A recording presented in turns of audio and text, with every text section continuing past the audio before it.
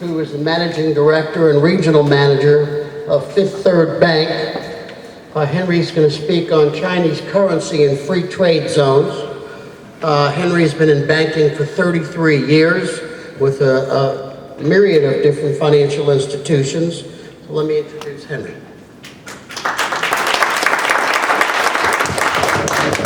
Thank you, Gary. Good afternoon. It's going to be difficult to repeat after so many excellent speakers, and certainly thank you, Tori, for introduction to the banking system. I think you make my live presentation a lot easier. Having said that, I promise you there's no commercial, but I also want to have a disclaimer. What I'm going to discuss is truly a my own view and representation of the Chinese, in this case, currency as well as the free trade zone. It's not a reflection or representation of the bank, Fifth Third. Let me just get the, this is the most difficult part. Good. I'm going to touch upon the currency, which is a very hot topic, probably in China as well as globally since 2009. I'm not going to bother you with all the information. Good. Prior to 2009, companies engaged in cross-border trade transactions with China. The only currency allowed actually US dollar, as well as some of the major trading currency, which is Japanese yen, pound sterling, Hong Kong dollar, Sing dollar, and other tradable currencies. The first transaction actually took place in July of 2009 in terms of cross-border trade. Having problem. Good, well. All right, I'm going to continue. I don't follow my PowerPoint presentation anyway. So the first transaction actually took place, that was settled in RMB, was in July of 2009. A transaction between actually a company in Shanghai area, actually East China, and a company in Hong Kong. It was actually paid and settled in RMB in Hong Kong. So the introduction of this cross-border trade settlement basically took place in early to mid-2009.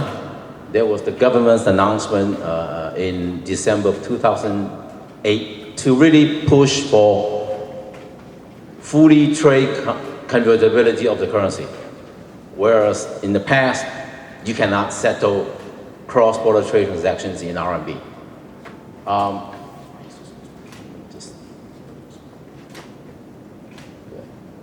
Okay, excellent. Now, the currency is basically having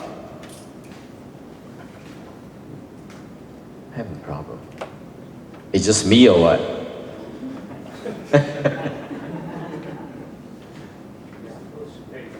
There you go. Bam. Bam. I'm going to continue. Why don't you go ahead? I don't need that, actually. The currency is actually officially denoted by CNY, just like US dollar, USD, Euro, EUR, Pound Sterling, GBP, and the like. Now the currency is actually not fully convertible prior to 2009, but after 2009 is fully convertible on the trade front, but not on the capital accounts. So what happened is, I think the government is pushing heavily in terms of the convertibility of trade. Hong Kong and China, the first transaction took place in 2009. Subsequently, trade between China and Korea, Japan, and most of the ASEAN, Southeast Asian economy took place, trade settled in RMB through Hong Kong, or even through mainland China in terms of settlement within China, not just Hong Kong. The first transaction between China and USA took place and settled in RMB was in April of 2010. Now, so far, that was the first step, baby step. Subsequent to 2012, actually, all the trade transactions carried out in China cross-border, nationwide, no restriction at all. Because in the pilot phases, I mean, China loves to take baby steps. Pilot free trade zone, pilot cross-border transaction. So in the first few years, there was a lot of restriction. Now, after 2012, it's nationwide. Any companies anywhere outside of China, you are allowed to buy and sell and settle in RMB through Hong Kong, through mainland China, working with banks outside of China, foreign banks that have agency agreement, correspondent bank agreement with the Chinese bank in mainland China. You can even settle your currency, your trade transaction outside of China in some of the trading centers, financial centers such as Taipei, London, Frankfurt, and about 15 other trading centers in the world. I'm jumping a lot, but I hope you can bear with me.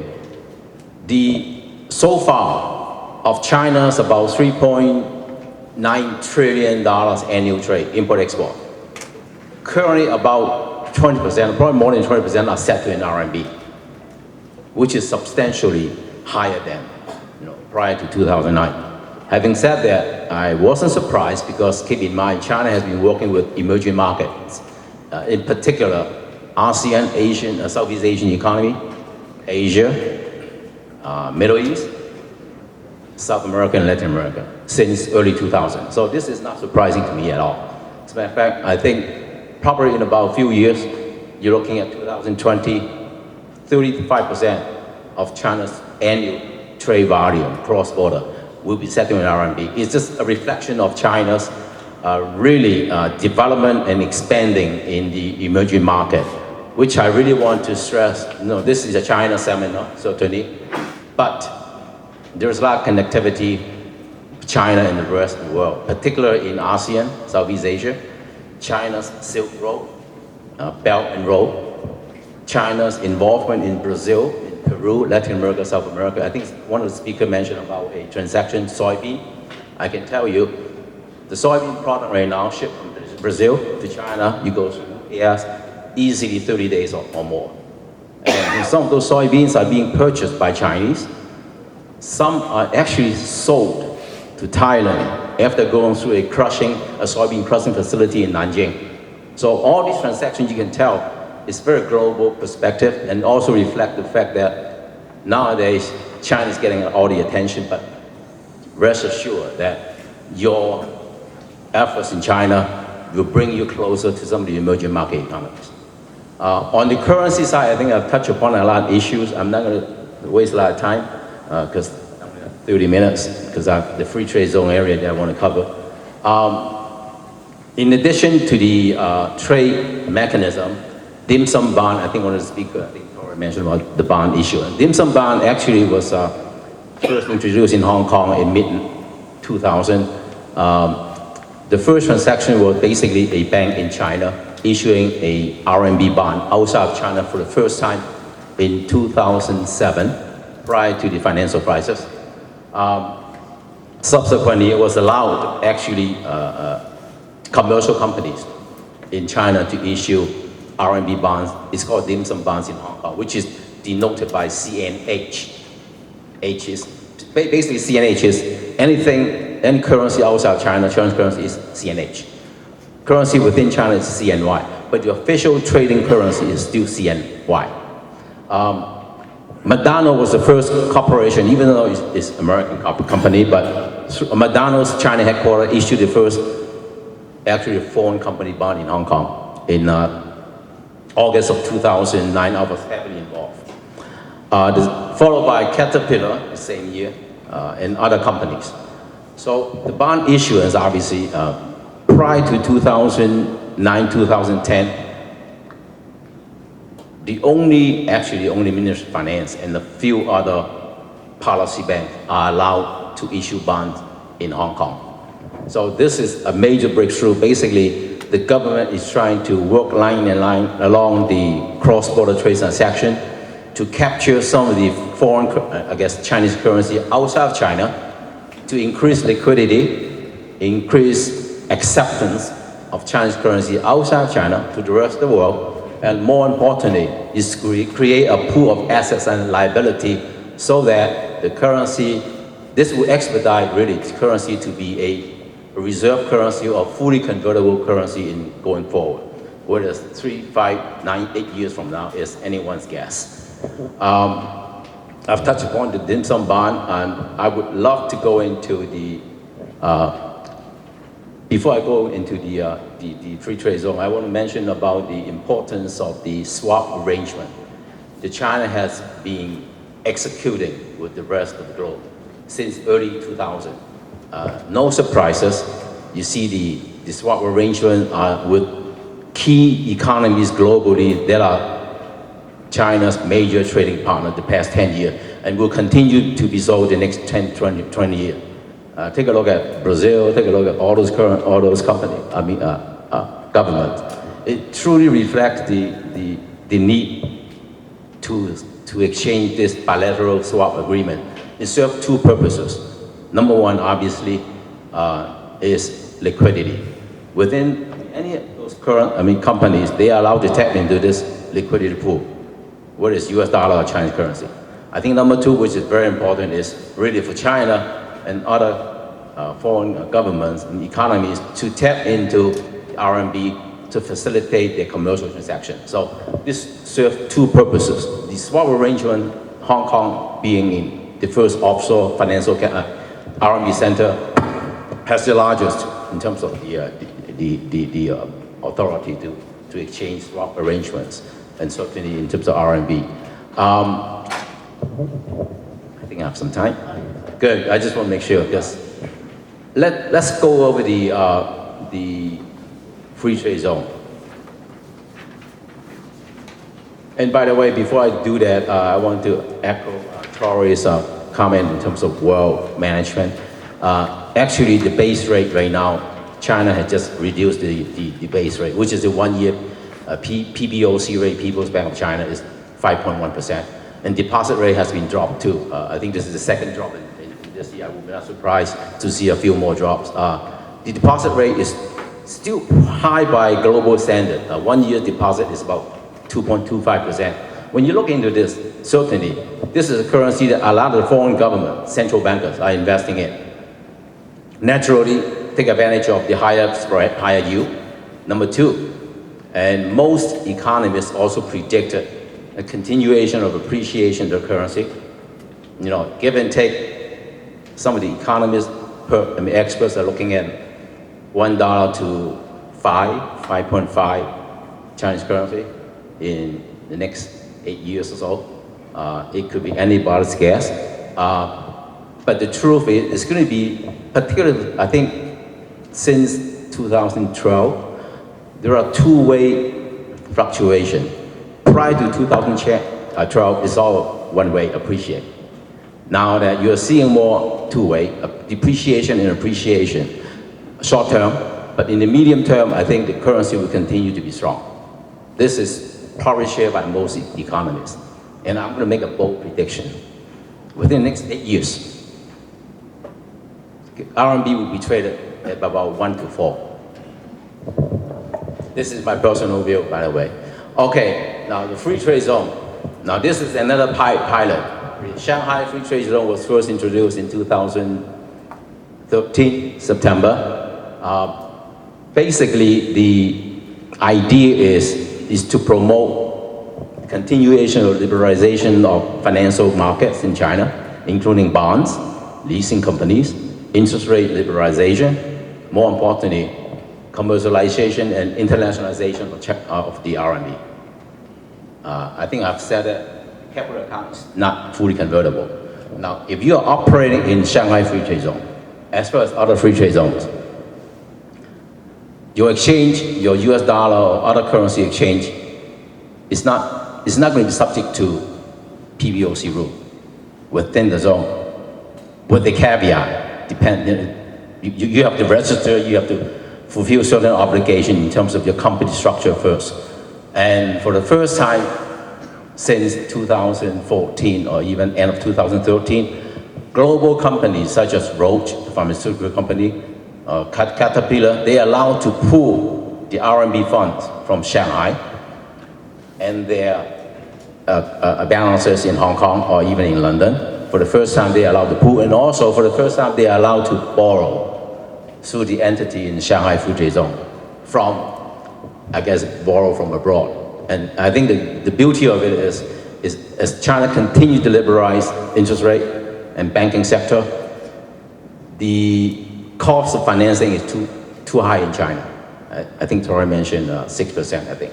Even 5.1%, companies are allowed to add up to 30% of the base rate. Still quite high at 6%. Shadow banking average, you're looking at 10%.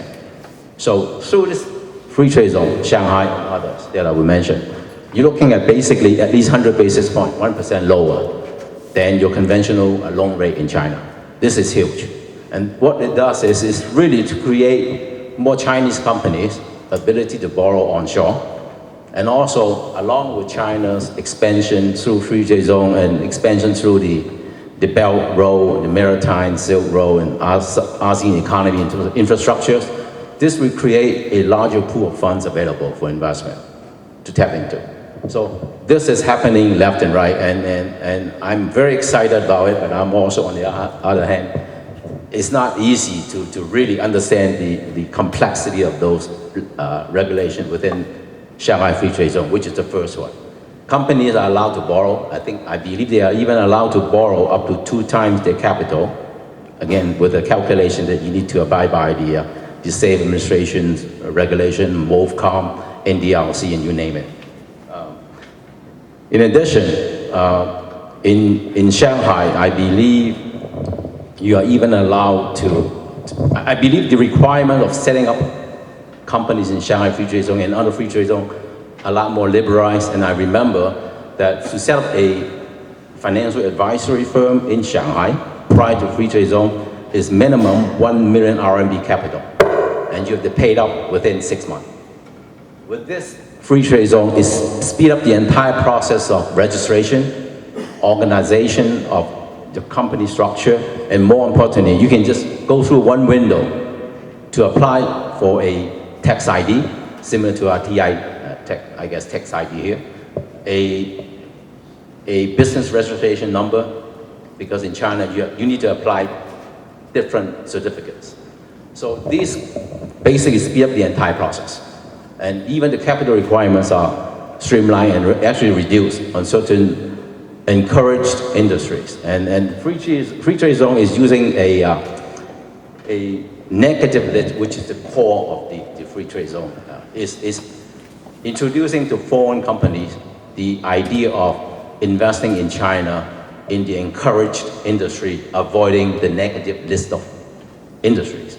By the way, that list has been reduced substantially from originally about 104 to about 120 plus. So certainly the government is pushing very hard to encourage or to reduce the negative list of companies and industries. Following Shanghai, obviously, are other free trade zones, the Fujian province, Guangdong province, as well as Tianjin. Now, I'm going to just briefly mention about the different regions in terms of free trade zone. Tianjin free trade zone, I think the idea is to really promote lease finance. Certainly Tianjin being so close to some of the big companies, aircraft manufacturers. I believe there were a couple of announcements a few weeks ago about a few companies, I think Lombardia and others that already set up operations in Tianjin economic zone. So this is very key to really, the free trade zone in Tianjin is focusing on aircraft leasing, developing leasing to be, actually Tianjin is already #1 in terms of leasing, lease finance in entire China. So this will cement Tianjin as well as surrounding Beijing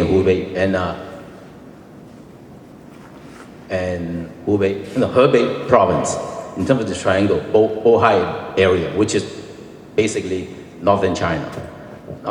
Unlike Tianjin, Fujian province is a little bit different. Fujian province, of course, the Xiamen, a big city in Fujian, is already have their free trade zone or bonded warehouse and so on. But more importantly, the government is very interested in pushing Fujian to be the window to Taiwan. Of all the 4 free trade zones, I think there are different districts. Fujian in terms of the island in Fujian province, Pingtan, which is the island northeast of Fujian province, northeast of Xiamen, but closest to Taiwan, closest to Taipei actually. That is actually national level as compared to other regional level. So this is getting a lot of attention. And what I mentioned about China's connectivity, Taiwan, Hong Kong certainly play a key role in terms of capturing some of those activities. But for example, Taiwan trade with China, going leaps and bounds, is in Taiwan's favor. For every $1 of China export, no, actually I take it back. For every $2.5 of Taiwan export to China, Taiwan only buy $1 from China. So with this, I guess, development in pushing Pingtan, which is national level, I mean, talking about NDRC and state council level, it's going to speed up the cooperation cross-strait with Taiwan. Certainly, I think it will not be soon, I guess, probably happen very fast, that you can basically ship some of the food item from China, from Taiwan in the morning. In the afternoon, it will be available in Fujian province. That's how fast this will take place. But again, keep in mind, there's a lot of new regulations that will be coming out between now and the next probably 2 or 3 years. That's the complexity of it. The difficult part is sometimes it's difficult to read what is the real policy guidelines. So that's something that you have to bear in mind. I think I've touched upon Fujian province, Guangdong, which is obviously dear and near to my heart. I was born in Hong Kong. And that's the one that I've spent a lot of time in terms of meeting with the various free trade area. The first one was in 2012, announced by the government, is Shanghai.